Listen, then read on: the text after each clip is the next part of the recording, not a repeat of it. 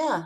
So Marissa is a creative, a life coach, an author, and a teacher, owner and founder of Live Your Creative Genius and Marissa Handler Coaching.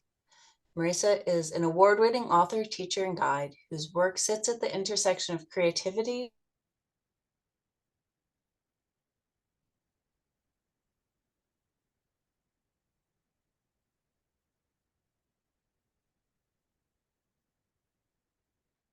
I am not hearing you, Alice. I'm not sure if this I is on. think I think Alice when cut off from the internet. Let me just come back there just a Change. second. Sorry, Marisa, and sorry everyone. Oh, can't hear me? Oh, Yeah, there Now, you are. now There we you are. can. Yeah. yeah, of course. I find out when it's over. Yeah, I'm you gonna you what froze. I'm gonna switch to my other internet, and I don't know if I'll get kicked off, but if I do, I'll be back very soon and it'll work better. So just a moment. So while Alice is doing that, folks, I'll invite you just to first of all, thank you for being here. I think I may know a few of you, and some of you I do not. And maybe just use this moment to kind of give your animal body, we are animals, the soft animal of the body, as Mary Oliver said, like give it a moment to just do whatever it needs. If it was completely in charge right now, what would it have you do? Would it have you stretch? Or maybe just orient, taking in your surroundings, or possibly looking at who is this person on the screen showing up and how do I react to them? Or really just like using some of the using your senses, dropping down beneath the head and just giving a moment to yourself. I think from what I can tell, this wonderful summit is giving you a lot of good resource and information. So just taking this moment to kind of breath, heart, body, whatever feels right. Yeah. Thank you for that, Marisa. And switching Wi-Fi was seamless, and my formerly failing modem is doing swimmingly. Maybe the animal body of the modem needed a moment. Clearly. Let's see what's in the chat. So, yeah, okay, nothing too new. Um, and where did I leave off? What was the last thing you heard about you? I think we did Live Your Creative Genius, that I'm a coach, author, yeah, it's probably enough, honestly, but It's probably enough. Authentic movement, somatic experiencing, embodied soulful approach to transformation and awakening. And yeah, it's taught lots of places all over the world. Okay, very good. And Marissa's already demonstrated what she can bring to a space. So, oh yeah, this is very exciting. Okay. I love the topic. We're going to talk about a collective dark night of the soul. And just before we do that, just a little bit of context, like you do creativity, you do embodiment, just like ground people a little bit in what is your work and how do you get here? Just a couple minutes. yeah, I think the short version is some combination of following my heart and also just following life, like when it when it wasn't going where I thought I wanted it to go. So it's been an unfolding process of discovery. A chunk of it is just doing what I love in the world, and somehow that has worked. And some of it is also going through my own experiences that have been very difficult, and then looking at them within the wider context. So I spent my 20s doing a lot of on the ground activist work and also writing about it, freelancing, doing journalism around um, the global justice movement and struggles, campaigns in this country. I went all over the world writing about different movements for justice, peace, indigenous land, land rights, things like that. And then I wrote a memoir, and then I went and got my MFA in fiction and went in a purely creative direction. And then I had a few dark nights. But I would say the core of my work has been along my two primary vocations, which are art, as I'm a writer and a singer-songwriter, so my own, just as a creative being, and then healing and awakening. And both tracks I've been on, I mean, I've been writing since I was a kid, writing, making up stories, I came into Buddhism and meditation practice as a young adult, pretty young, and in quite a serious way. And so both, I've sort of just been following both strands, and they have increasingly come together. Very, very cool. Yeah, I remember the global justice movement. I was mostly a spectator, and I was in my 30s, and amazing stuff that went into that. So I'll go to the questions about Dark Night of the Soul, because I think it's an incredibly powerful image. So yeah, you frame our current moment as a collective dark night of the soul. What do you mean by that? And how can this perspective change how we meet these times? Yeah, gosh, I have so much to say on this, but and I'm because I have so much to say, I'm working on a book on it at the moment. But so I went through my own very intense experience of the Dark Knight. I've had a few times around now, and ultimately began to teach on the topic because I wanted to help. What was most helpful for me during that time, because I had been prior to my experience, I was this highly creative, highly confident, highly competent overachiever out in the world doing a lot of different things, and then all of a sudden I was kind of rendered not highly functional and gripped in a lot of dark material, a lot of terror. It felt like it was out of nowhere, although in hindsight it was not. Um, it was, it was awful. I wouldn't wish it on anybody. That if people are curious to learn more, I've written a few essays on the topic. You can find them on my website, and if you just Google my name. Um, and and as I emerged from that, I realized, well, through the whole journey, I was seeing the most useful frameworks were spiritual frameworks, Mm, because what I was getting mostly from Western psychology was pathology. And there was, this was happening for me on multiple levels. So there were very strong psychological elements. There were also nervous system elements. There were, it was kind of but there was also the mind and the spirit. It was happening on multiple levels. And the gifts that were coming through, because there were gifts, especially upon emergence, um, just didn't make sense within a lot of, at the time. Now we have post-traumatic growth. We have certain, different frameworks emerging. Um, the most useful metaphor for me was that this is a time of spiritual growth. And upon, coming upon that and then working with some teachers and then beginning to read and seeing some of the literature around it, I was like, this is actually very apt.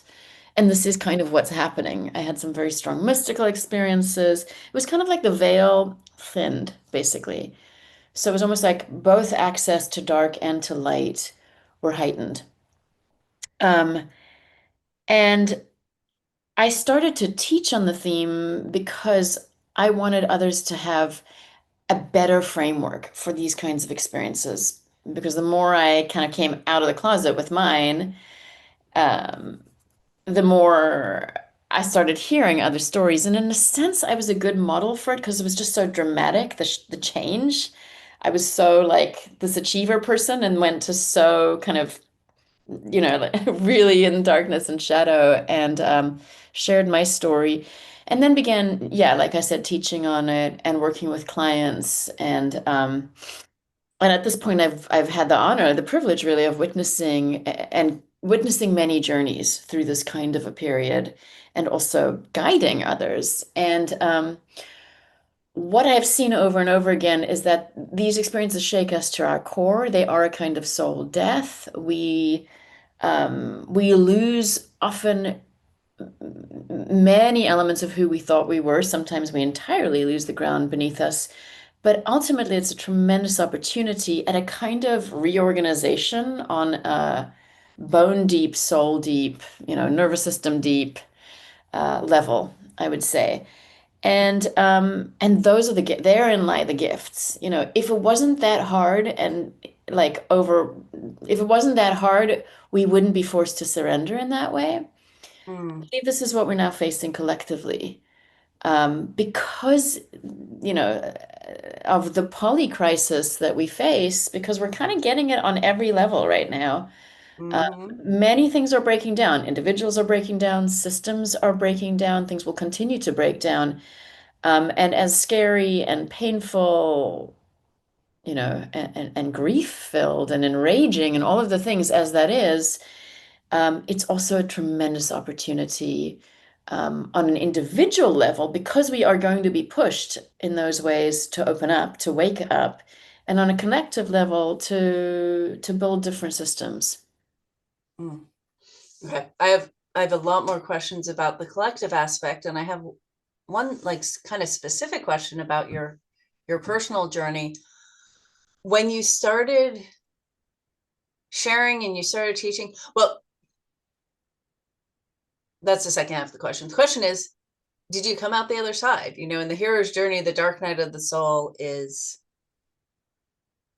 I think it's two phases before victory, right? You've got a dark night of the soul, you've got false, you've got it's not called false victory, but like you think you've won, but it was too easy. And then, or no, is that before the dark night?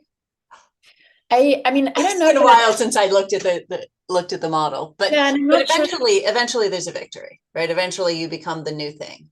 Yeah, So there are different model. Yeah, yeah, yeah. And Campbell, Joseph Campbell, and his, at least in his model of the hero's journey, I don't think there's a specific Dark Knight, but there is a there is, atonement with the father, like a, you know, there's a parallel. yeah, I actually really like the heroine's journey as a model better, which for men and women, honestly, which was, gosh, it's Margaret. Oh my goodness, I'm blanking on her name, but as she's a psychotherapist in the Jungian tradition and formed something called the heroine's journey where there are very much elements of the hero's journey, but then also there's a ultimately it's about coming in contact with the feminine, which is what I think on a collective cultural level we really need to do. So it's not necessarily victory like ha ha triumph flags the way that it is in a more masculine level, but actually kind of a more reunion with the feminine and absolute, and then there's a rising from that. There's a kind of ascendance and a bringing the gifts from that. Did I, you know, there are still, yes, I came out of it. And then I had a second go around. Maureen Murdoch. Thank you, Janice. That's it. Not Margaret, Maureen Murdoch. And I was like, I know it's not Margaret Atwood, I know it's not Margaret Mead, right? no, Maureen Murdoch. Thanks very much. Yeah. And and uh and you know, I am ultimately for me, I am still, I am not at the moment in what I would call the dark night because the dark night is, you know, much more severe, but there's still ways that I find myself. There are certain old patterns that there are certain things that did get kind of on some level blown out of the water and other things that didn't, you know? So it's an ongoing journey. I do think the journey is infinite, actually. I think for each of us as souls evolving, like endless layers of delusion, endless layers of awakening, of seeing more deeply. But yes, I emerged out of it. The emergence, in my experience, and this is typical for what I've seen for many, is it was slow. It wasn't like, hey, here I am. You know, it was because my body was very tired as well, and my nervous system was very rattled. You know, so it took a kind of a yeah. There it began with glimmers, and then those grew stronger, and then there was strong, wider, kind of bigger windows of steadiness and stability. Yeah, and ease, and the gifts as well. Each time emerging, my life expanded far beyond what I would have imagined prior, which is very interesting to me. That in surrender, you know, in forced surrender. And I know, you know, yeah, I know for people who are here today, that this all, I'm sure you know this already, but when we let go and we allow a deeper energy, we allow ourselves to collaborate with a deeper wisdom and a deeper energy and intelligence, it actually turns out, you know, I would say bigger and better than we might have been able to imagine. Yeah. And Yeah, different. Yeah. yeah, and I think that's why it's hope. That's why it brings people to hope to know that a dark night of the soul is part of a larger journey, right? That's right. Because there's the opportunity for gifts when you emerge. Yeah, that's right. Doesn't end there. Yeah. So share what you see collectively. We've got this dark night.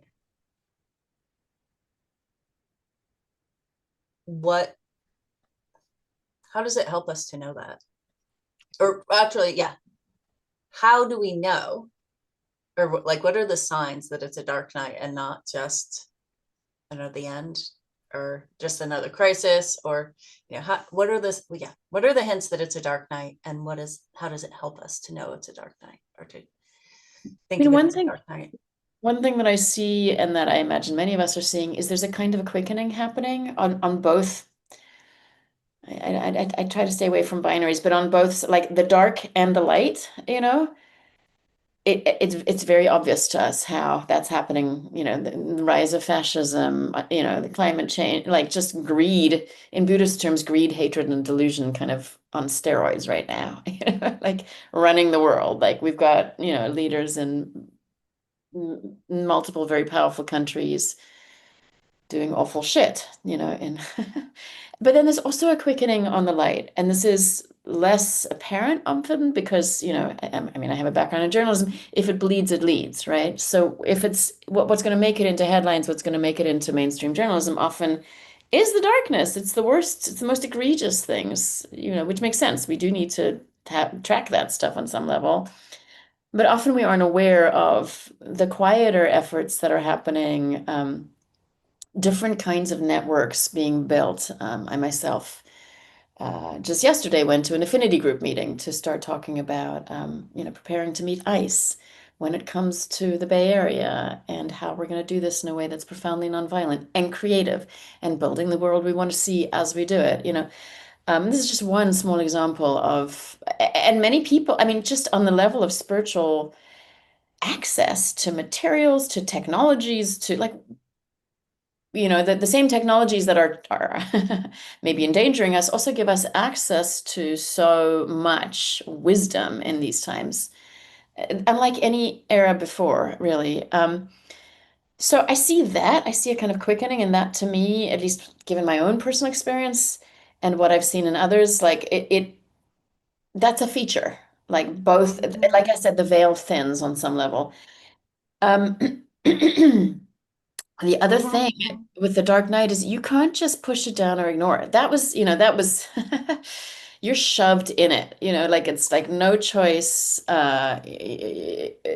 It's something where our usual mechanisms for shutting down, checking out, whatever, don't work anymore. Addictive behaviors, whatever. This is happening on a collective level because we can't really. And I can't. Can I guarantee that this is and I can't guarantee it's gonna be what we make of it. So I see it. That's how I frame it, as it is a tremendous opportunity. Um, if we take that opportunity, and of course, it's not going to be all or nothing. That's not going to be. I don't see it as all or nothing. The way I see things are likely going to play out is there is going to be a tremendous amount of loss and devastation. And There is every day right now. exactly, right? And we do need we re and that's also a characterization of the Dark Knight. We lose old structures. We lose the things that we thought were serving us, even though they kind of weren't, you know?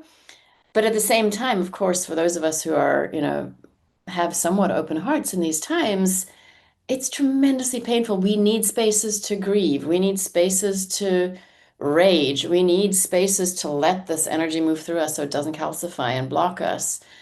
It's not all or nothing. I wish I could guarantee, we're going somewhere great, but we'll see. That's the opportunity on offer. I believe that there are many working, you know, to witness this, to really midwife the light, and it's gonna be a journey. It is already. Mm. So these next few questions you touched on, but I think I'm going to ask one of them directly. What are some examples of hidden gifts or transformations that can emerge from dark nights? passages personally and collectively? Yeah, that's a great question. So I feel like I want to take some notes in case I forget stuff. One is what I just touched on, which is the veil thins, and so there is more access to the light. I had straight up mystical experiences, that I won't, yeah, I'll leave out now, but would sound crazy to most people, people operating a materialist frame. So it does actually give us greater access to the tremendous, what I see as the tremendous amount of love and intelligence that underlies this whole everything, all of it. We do get greater access to that because it's almost like because we're under that kind of pressure, like I said, certain protective things kind of fall away. The other that I really want to highlight here is trust. Um, Surrender is a gift, like surrender, because at a certain point, I can speak for myself. I was just too exhausted to engage in the same strategies. I'm really stubborn. It took a lot, to crack me open. And I was just a sheer exhaustion of trying to operate in the same old ways didn't work anymore. So there was a certain surrender that was uh, that I just had to, nothing else was working, and and this is a cycle that's repeated itself many times over my life because I still push and struggle. There's still, like I said, there are definitely still there's ego here. There's still habit patterns that are very much entrenched. And but that kind of surrender where we kind of give way to something like grace and then trust, which is when that happens. I mean, speaking personally, what I saw again and again, because I was so terrified. I was terrified of, in my own personal experiences, terrified of running out of money. I was unable to work, terrified I wouldn't have enough to pay the rent, et cetera, et cetera. Terrified I'd never be able to work again. Terrified I'd never be very high functioning human again. Um, I had to let go, and somehow everything, when I did let go, again, something greater came through and it all worked out, sometimes in ways that were pretty magical, actually. There's a quote from Goethe, I think this is Goethe, yeah, like when it's basically like when we choose to commit, all the forces of the universe come to our aid. It's something like that. I'm paraphrasing. Whatever you would No, do that's or a be, different begin one. it. Yeah, that's also Goethe. That's not the same one? I think it may actually Boldness, be part boldness of the has same. something and magic in it. It's, Yeah. Goethe was a real optimist. Yeah. So it's yeah, it was kind of that. On some level, it was about committing to myself and committing to the journey and letting go of my ideas of what I was going to achieve or whatever, speaking on a personal level. Um, on a collective level, and it built tremendous trust that something greater was holding me. mm, And we can have that when we let go enough to begin to see that there is actually some deeper ground here. This level is just one level. wow. So that last part, I was thinking early in the genocide in Palestine, I was getting a lot of videos directly from people on the ground in Gaza. And there's an expression in Arabic, only God is sufficient for us now. And people were saying that all the time. Um, Yeah. Yeah, because not much else there to, yeah, yeah, there's nothing else to hold on to. Wow. There are questions in the chat, and we'll get to questions, like audience questions soon. Yeah. And I cannot believe it's 2:28 already. Um, I think I'm actually going to go to what gives you hope. So, in the midst of all the upheaval we're facing as a society, all the potential for depression, anxiety, burnout, shame, darkness, in the face of all of that, what gives you hope? Yeah. My own personal unfolding practice, my own personal connection to the divine, experience of, I don't know what, awakening, transformation, like my own, just the way things continue to unfold in my own process of expansion, which is not always fun or easy. The insights that come through the experience of something greater unfolding through me actually does give me hope. And also, honestly, practice communities. Like I'm in the diamond approach. Being in Sangha, being with others who are treading the same path and really committed to waking up. On the spiritual level, that really feeds me. And then also just like on a soul level, poetry, the arts, both, what I create myself, but also what I take in and read and listen to music. And then on a collective level, even like what I was saying, this meeting that I was at last night, being with others who are deeply committed to protecting the most vulnerable among us, to building the kinds of communities and economies that are regenerative and loving. There are so many amazing individuals and communities doing incredible work,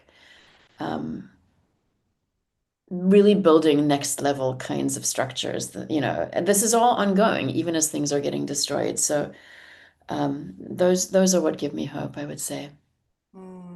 Yeah. Yeah, like I want to attribute this correctly, and I've forgotten who said it, but there's a Middle Eastern thinker, writer, who said, almost 2 years ago, I think it was November, December 2023, a lot of white people are giving up hope on stopping the genocide in Palestine because we've we've taken lots of actions as a movement and nothing has changed.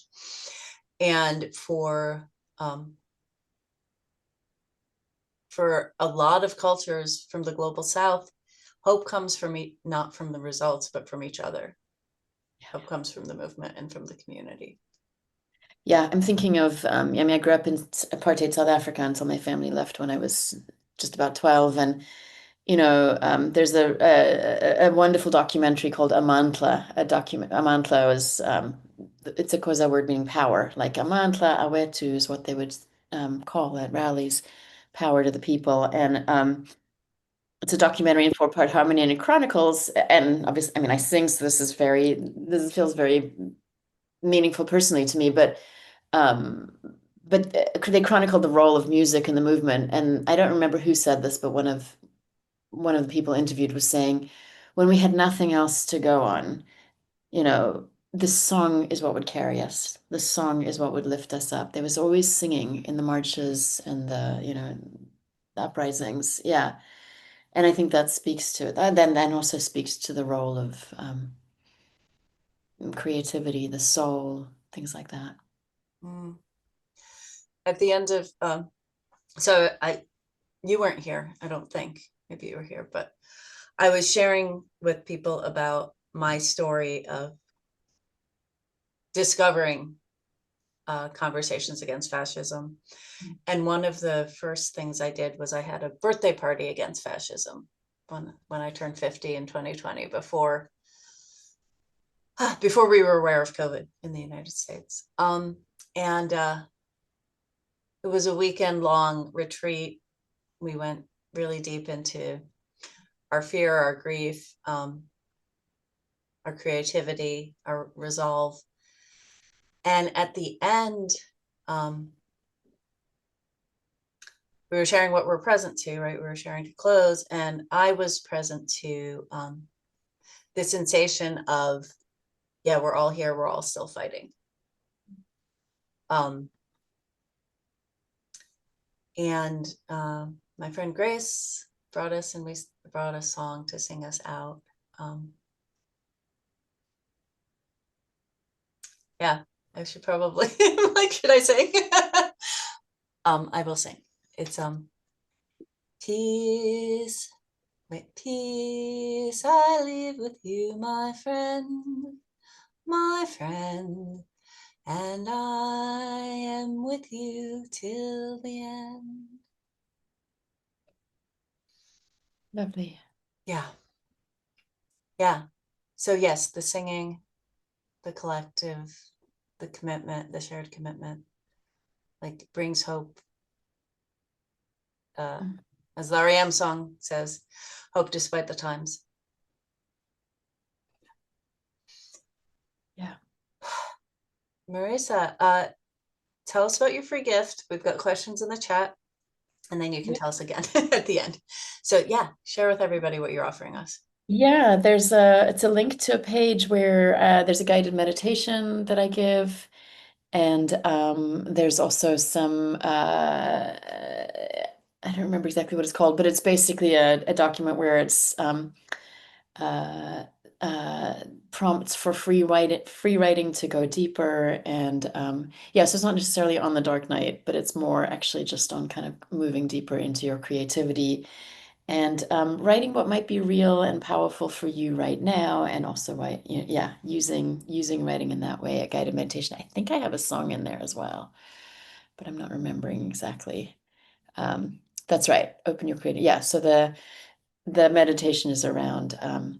It's actually one I developed on my own, and it's basically around opening the creative channels so that you can tap into your deep creativity. It hasn't so much been a theme of this talk, but um, I do, yeah, I do a lot of work with folks on creativity, unlocking, unfolding their creativity, and I actually see it as super key and very much connected to what we have been talking about, because what's going to part of opening to greater intelligence and opening to what is, what I see as the sort of the fabric of everything, this deep love and intelligence, also means that we let creativity come through. And I think we really, really need that in these times. We need brilliant solutions. We need fantastic ideas. We really need art and inspiration and visions. So this gift will hopefully help you access some of that in you. Wonderful. So Janice brought us the quote. Janice is our footnote extraordinaire today. Thank you. Um, Hi. do you want to read it, Marissa? It's in the chat. Yeah, so this is a Goethe quote. Until one is committed, there is hesitancy, the chance to draw back, always ineffectiveness. Concerning all acts of initiative and creation, there is one elementary truth, the ignorance of which kills countless ideas and splendid plans. That the moment one definitely commits oneself, then providence moves too. Yeah, thank you, Janice. Love that.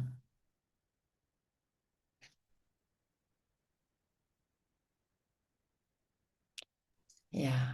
Zoom is telling me I'm muted. You're not. I'm not anymore. I was speaking muted. I'm looking a little at the chat here, but yeah, go ahead. That's why don't you look through the chat and see what you want to draw out? And Yeah, well, I'm seeing a couple of things here. What is ego to me? What does it do?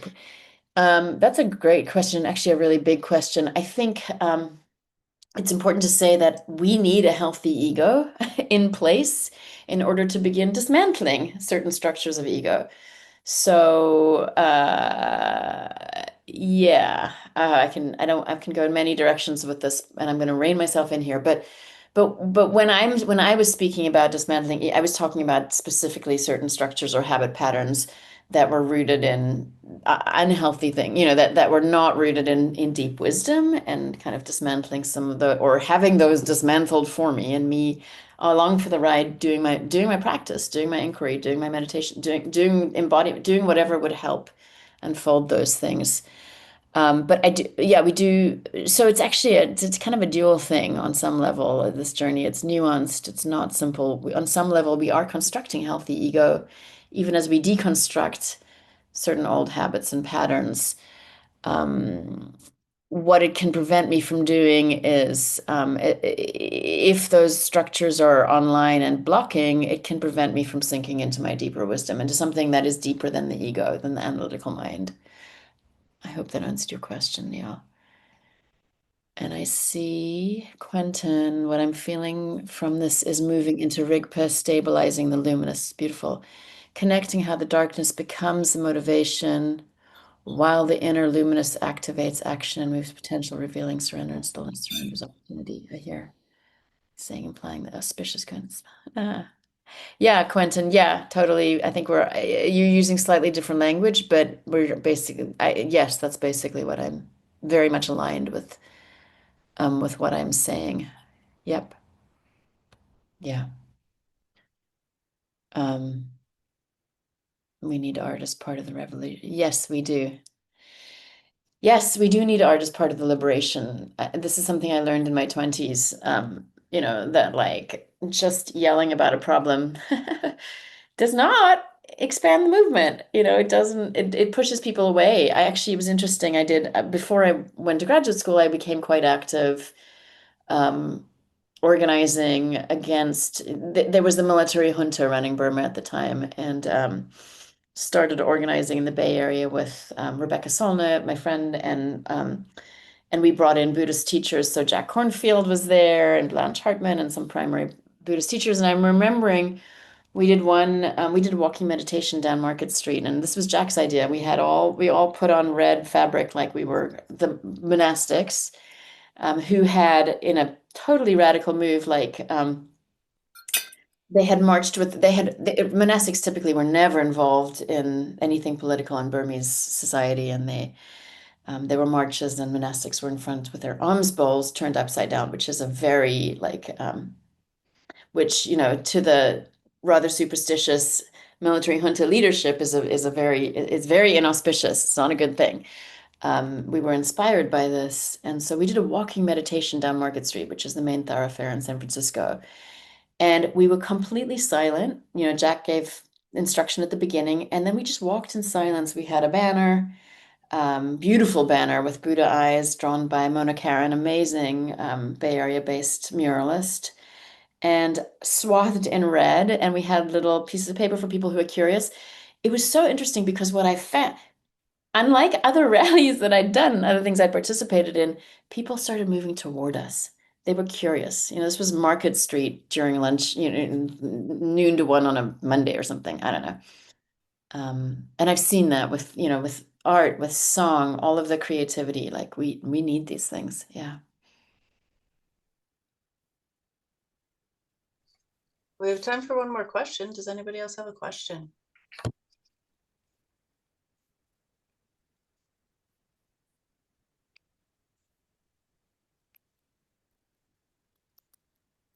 Yeah, amazing. Moving in silence. What a story. While people are working on their story, I'm going to share a related experience. I was active in Occupy Wall Street, mostly in Connecticut. And I went to the Occupy National Gathering in Philadelphia in 2012. And I didn't go to any of the rallies. I didn't go to any of the marches in Occupy because they were yelling. They tended to be based on yelling. And there was a rally where somebody set up a tent, and dozens and dozens of police started surrounding about 10 of the protesters. And then other protesters surrounded the police, and somebody started humming Om. And then all of the occupiers held hands and hummed Om. And the police just got confused and left. And Yeah. I wasn't there, but I heard about it right after it happened. And that the energy with the protesters was very different, but the energy with the police was very different too. Like, the aggression was gone. And there was a little bit of like, I don't know what to make of this, but it was a much calmer space. All right. Yeah, that makes, yeah, creative tactics, to surprise. And yeah, I'll rein it in. I have a lot of thoughts on that as well. But I'm seeing my favorite piece of literature. Hi, Lynn, thank you. I my favorite piece of literature is probably my novel, which will be coming out as soon as my agent takes it out. So we'll see, hopefully soon. But but that's not unfortunately widely available yet.